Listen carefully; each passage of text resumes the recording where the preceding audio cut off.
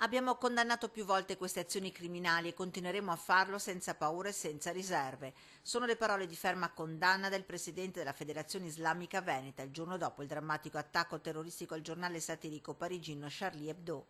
Un'azione sanguinaria che ci rafforza nell'impegno a combattere, ha detto, tutte le forme di intolleranza e di violenza anche in Veneto che si celano dietro il credo islamico. Un mondo islamico veneto e veneziano a sua volta scosso, i riflettori si riaccendono sulla comunità e i luoghi di preghiera dove gli imam diffondono il verbo del profeta e da dove loro per primi dicono vogliono allontanare le frange violente.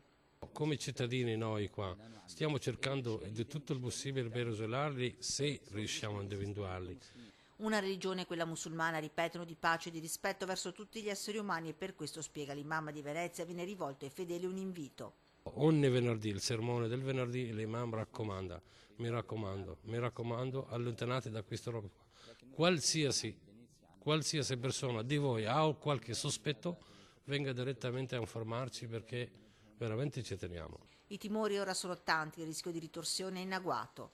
Siamo le prime a pagare questi atti terroristici dall'ISI, che sono lontanissimi dall'Islam. Nei giorni scorsi sono comparse delle scritte contro l'Islam vicino alla moschea di Marghera e non solo.